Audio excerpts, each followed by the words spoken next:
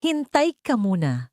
Bago mo isara ang video na ito, marinig mo muna ito ng ilang segundo lang. Bukas, oo, bukas na, may napakahalagang bagay na mangyayari para sa milyon-milyong SSS pensioners sa buong Pilipinas na posibleng magbago ng iyong buhay ngayong Hunyo 2026. Ang pangalawang pension increase na pinakahinihintay ng lahat ng retirees, ang eksaktong release dates ng iyong pension ngayong buwan, at ang mga benepisyo na mayroon kang karapatang matanggap pero hindi pa natatanggap, lahat ng ito ay ilalabas ko sa video na ito ngayon. Kung ikaw ay SSS member, retiree, OFW, o mayroon kang mga magulang o lolo at lola na umaasa sa kanilang buwan ng pensyon, ang ilang minutong ito ay maaaring maging pinakaimportanteng bagay na mapanood mo ngayong araw. Huwag kang lalabas. Nagsisimula na tayo ngayon. Handa ka na ba? Dahil ang balitang dala ko para sa iyo ngayon ay hindi basta-basta na balita. Ito ay ang pinakakumpletong at pinaka-updated na impormasyon tungkol sa SSS pension release at ang inaabangan ng lahat na pangalawang pension increase para sa buwan ng June 2026.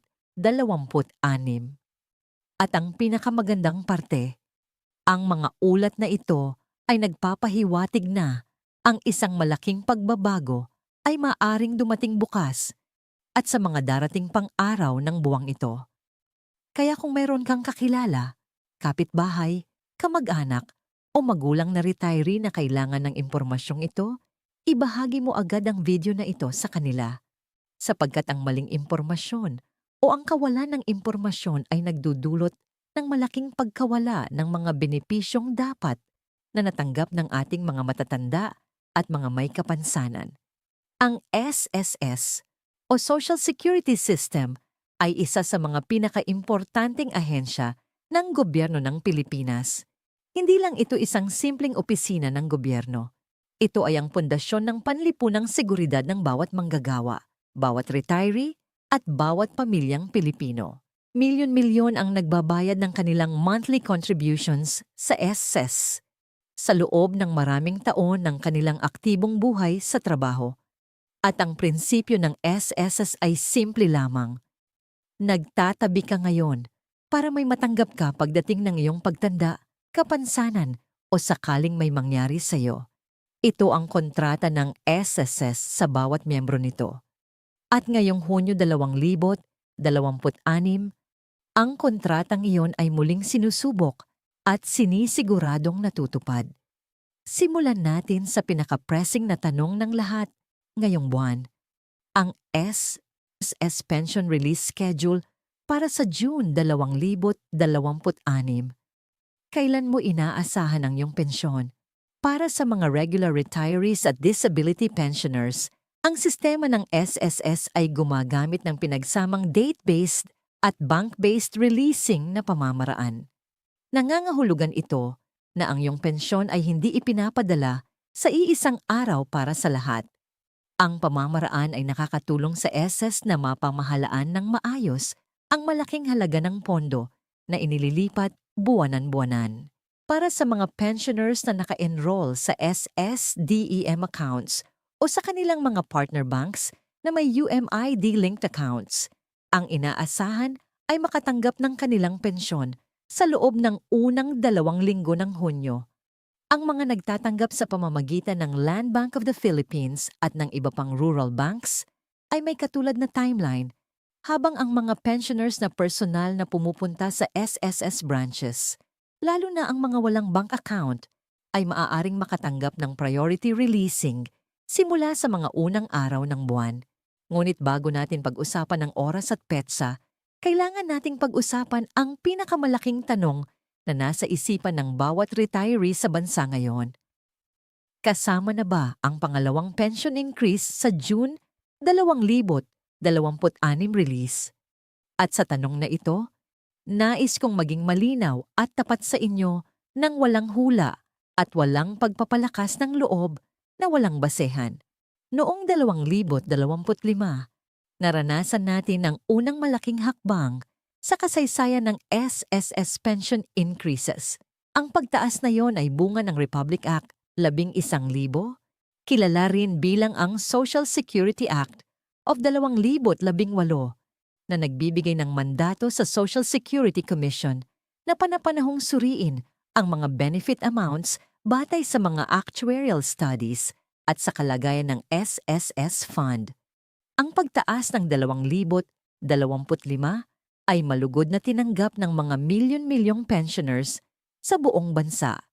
Pero naiintindihan din natin na para sa maraming retiree, hindi pa rin ito naging sapat, lalo na sa harap ng patuloy na pagtaas ng presyo ng mga bilihin, ng kuryente, ng gamot, at ng iba pang pangunahing pangangailangan. Ngayon, ang usapin ng isang second pension increase ay hindi na lamang isang paksa sa mga tsismisan sa barangay o sa mga Facebook group ng mga retirees. Ito ay isang seryosong talakayan na nagaganap sa loob ng SSS mismo. Ang SSS Charter ay malinaw na nagsasaad na ang Social Security Commission, ang pinakamataas na governing body ng SSS, ay may kapangyarihan at responsibilidad na magrerekomenda ng pension increase bawat 3 taon batay sa kalagayan ng fund at sa actuarial viability ng buong sistema at batay sa mga pinakabagong ulat tungkol sa investment performance at fund sustainability ng SSS. May makatwirang basehan, tayong umasa na ang isang pangalawang pagtaas ay nasa malapit ng mangyari. Ang tanong na natitira ay ang eksaktong timing at ang halaga ng pagtaas. Mahalaga ring maunawaan ng bawat pensioner na hindi lahat ng tatanggap ng pagtaas ay makatatanggap ng parehong halaga. Ang pension computation ng SSS ay batay sa 3 pangunahing salik. Una, ang iyong average monthly salary credit o AMSC na kinukwenta mula sa iyong pinakamataas na sahod noong ikaw ay aktibong nagbabayad ng SSS contributions. Pangalawa, ang bilang ng iyong binayad na contributions sa buong panahon ng iyong pagiging miyembro. At pangatlo, ang tinatawag na replacement rate, 1% na tinutukoy ng kabuuang bilang ng iyong contributions at kung gaano katagal kang naging aktibong miyembro. Dahil sa sistemang ito, ang bawat pensioner ay may kakaibang base amount at ang anumang percentage increase na ilalabas ng SSS ay magkakaroon ng iba't ibang epekto sa bawat isa. Halimbawa, ang isang pensioner na nagtrabaho ng 30 taon sa isang kumpanya at nagbayad ng maximum contributions ay may mas mataas na base pension kaysa sa isang pensioner na nakapagbayad lamang ng minimum contributions sa loob ng 10 taon. At kapag may pension increase, ang pensioner na may mas mataas na base ay makatatanggap ng mas malaking dagdag sa piso, kahit na ang percentage ay pareho. Ito ay isang bagay na kailangan ng bawat pensioner na maunawaan para maayos nilang mapaplano ang kanilang buwanang badyet. Para sa mga hindi pa masyadong familiar sa proseso ng SSS pension computation, payagan ninyo akong ipaliwanag ito ng mas simple. Ang iyong buwanang pensyon mula sa SSS ay tinutukoy ng isang formula na isinasaalang-alang ang iyong average monthly salary credit sa loob ng 7 taon bago ka nag-retire at ang iyong replacement rate na tinutukoy ng bilang ng iyong contributions.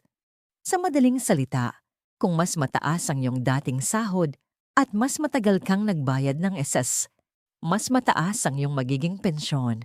Ito ang dahilan kung bakit palagi tayong nagpapayo sa mga kabataang manggagawa.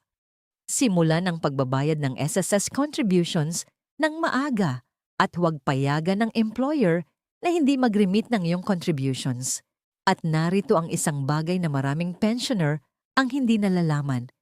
May mga kaso kung saan ang pensyon ay hindi tama ang kinukwenta dahil sa mga maling nakarecord na contributions. Maaring may mga employer sa nakaraan na hindi nag-remit ng inyong SSS contributions kahit ikaw ay nagbabayad ng inyong share sa bawat sweldo, o maaring may mga buwan ng contributions na hindi na itala ng tama sa inyong record. Ang mga ganitong pagkakamali ay maaayos, ngunit kailangan mong aktibong suriin ang iyong contribution record sa SSS at agad na iulat ang anumang hindi pagkakatugma sa inyong pinakamalapit na SSS branch. Ngayon naman, pag-usapan natin ang isang bagay na hindi palagi ay pinag-uusapan sa mga ganitong video, ang kalagayan ng SSS fund mismo, sapagkat ito ang pundasyon ng lahat. Walang pension increase, walang maaasahang pension release. Kung ang pondo ng SSS ay hindi maayos na pinamamahalaan at pinapalago. Ang magandang balita, ang mga kamakailang ulat mula sa SSS ay nagpapakita ng isang positibong larawan ng kalagayan ng kanilang investment portfolio at ng overall fund sustainability. Ang SSS ay patuloy na nagpapalago ng kanilang investment portfolio sa iba't ibang sektor, mula sa gobyernong seguridad hanggang sa mga real estate investments at equity holdings sa mga piling kumpanya. Bukod dito, ang bilang ng aktibong miyembro na nagbabayad ng contributions ay patuloy na lumalaki. Bahagi ng mas mahigpit na enforcement campaigns ng SSS laban sa mga employer na nagkukulang sa pag-remit ng contributions ng kanilang mga empleyado. Ang pagpapalawak ng SSS coverage sa mga self-employed, sa mga OFW at sa mga manggagawa sa informal sector ay isa ring mahalagang hakbang sa pagpapalago ng fund. Ang bawat bagong miyembro na nagbabayad ng contributions ay nagdadagdag sa kabuuang pool na nagbibigay ng pensyon sa ating mga retirees at disability pensioners. Ito ang kagandahan ng isang social insurance system. Nagtutulong-tulong tayo bilang isang bansa para siguruhing walang matatanda o may kapansanan ang mapag-iwan ng walang proteksyon. Ngunit bumalik tayo sa mga praktikal na hakbang na kailangan ng bawat pensioner na gawin ngayon mismo para masigurado ang maayos at tumpak na pagtanggap ng kanilang pensyon ngayong June 2026 at sa mga buwan pa na darating. Ang una at pinakamahalaga ay ang pag-update ng iyong contact information at banking details sa SS. Ito ay isang simpleng bagay, ngunit marami ang nagpapabaya dito. Maraming pensioners ang naghihintay ng kanilang pensyon sa buwan-buwan. Hindi nalalaman na may problema pala sa kanilang account details sa SSS. Maaaring maling numero ng account ang nakarecord, maaaring expired na ang UMID card na ginamit nila, o maaaring hindi na updated ang kanilang address at contact number. Ang mga ganitong simpleng issue ay nagdudulot ng malaking pagkaantala sa pension release. Kung hindi ka pa nag-update ng iyong impormasyon, gawin mo ito ngayon. Pumunta sa pinakamalapit na SSS branch o gamitin ang SSS online portal. Ang proseso ay mabilis at makakaipon ka ng maraming oras ng pagkabigo sa hinaharap. Ang pangalawa ay ang pag-alam ng iyong eksaktong pension amount at ang pagtiyak na tama ang kinukwenta. Hindi sapat na malaman mo lang na may pensyon ka. Kailangan mong malaman kung magkano eksakto ang tatanggapin mo bawat buwan at kung ang halagang iyon ay tama. Batay sa iyong contribution records, patingin sa iyong SSS, Statement of Account online, o pumunta sa SSS branch para humiling ng contribution history printout. I-verify ito kontra sa iyong personal na record ng employment at contributions. Kung may pagkakaiba, i-report agad sa SSS para maayos bago pa lumala ang problema. Ang ikatlo ay ang pagtiyak na nakaregister ang lahat ng iyong mga dependent beneficiaries. Kung mayroon kang asawa, mga batang may kapansanan, o mga magulang na nakasalalay sa iyo, siguruhing nakaregister sila sa SSS bilang iyong mga dependent beneficiaries. Ito ay hindi lamang nakakaapekto sa iyong kasalukuyang pension computation, kundi pati na rin sa mga survivorship benefits na matatanggap ng iyong pamilya sakaling may mangyari sa iyo. Ang SSS survivorship benefits ay isa sa mga underutilized na benepisyo ng sistema sapagkat maraming pamilya ang hindi alam na meron silang karapatang matanggap ang benepisyong ito. Ang impormasyon ay ang susi At ngayon ay nandito na ang impormasyon. Ang ika-4 ay ang pakikiisa sa mga SSS pension dialogues at town hall meetings na regular na inihahandog ng SSS sa iba't ibang rehiyon ng bansa. Dito ay maaari kang direktang makipag-usap sa mga SSS officials, magtanong tungkol sa iyong account at malaman ang pinakabagong mga balita tungkol sa pension increases at sa mga pagbabagong iplano ng SSS. Ang boses ng bawat pensioner ay mahalaga at ang SSS ay obligadong pakinggan kayo para sa ating mga kababayang OFW pensioners na nakatira sa ibang bansa. Meron ding espesyal na arrangements ang SSS para sa inyo. Ang inyong pension ay maaring matanggap sa pamamagitan ng mga accredited remittance centers at partner banks sa bansa ng inyong tinitirhan. Makipag-ugnayan sa pinakamalapit na Philippine Overseas Labor Office o sa SSS Representative Office sa inyong lokasyon para sa mga karagdagang detalye. Hindi kayo nakalimutan ng SSS kahit na kayo ay malayo sa Pilipinas. Mahalaga rin nating pag-usapan ang usapin ng inflation at ang tunay na halaga ng ating mga pension ngayon. Ang pagtaas ng presyo ng mga bilihin sa nakaraang ilang taon ay nagpapababa ng purchasing power ng ating mga pension. Ang halagang natanggap mo ngayon ay hindi na katulad ng dating halaga nito 10 taon na ang nakakaraan. Ito ang dahilan kung bakit ang mga advocates para sa SSS pensioners ay patuloy na nagtutulak para sa mas mataas at mas madalas na pension increases. Hindi ito isang hingi ng biyaya. Ito ay isang pagigiit ng karapatan ng bawat miyembro na nagtrabaho ng maraming taon at nag-ambag sa pondo ng SSS. Ang usapin ng pensyon ay hindi lamang isang financial issue. Ito ay isang usapin ng dignidad at respeto para sa ating mga matatanda at mga may kapansanan. Ang bawat pensioner ay may karapatang mabuhay ng may sapat na kabuhayan, hindi ganap na nakasalalay sa kanilang mga anak o kamag-anak para sa lahat ng kanilang pangangailangan. Ang SSS pension ay hindi charity.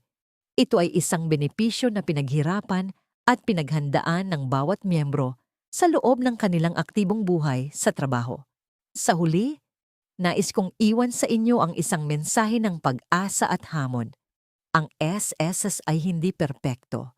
Mayroon itong mga pagkukulang at mga hamon na kailangan pang lutasin. Ngunit ito ay isang sistema na patuloy na nagbabago, nagpapabuti at nagsisikap na maisakatuparan ang pangako ng proteksyon para sa bawat miyembro. Ang ating trabaho bilang mga miyembro at bilang mga mamamayan ay manatiling informed, manatiling engaged at aktibong suportahan ang mga reforma na magpapalago at magpapalakas ng sistema para sa mga susunod na henerasyon. Ang posibilidad ng pangalawang pension increase ay hindi na isang malayong pangarap. Ito ay isang bagay na maaaring mangyari sa abot kayang hinaharap, maaaring bukas, maaaring sa mga susunod na linggo o buwan ng 2026. Ang pinakamahalaga ay nanatili kang informed, handa at updated para hindi ka mapalampas ng anumang benepisyong nararapat sa iyo. Hanggang sa susunod na video, ingatan ninyo ang inyong sarili at ang inyong pamilya.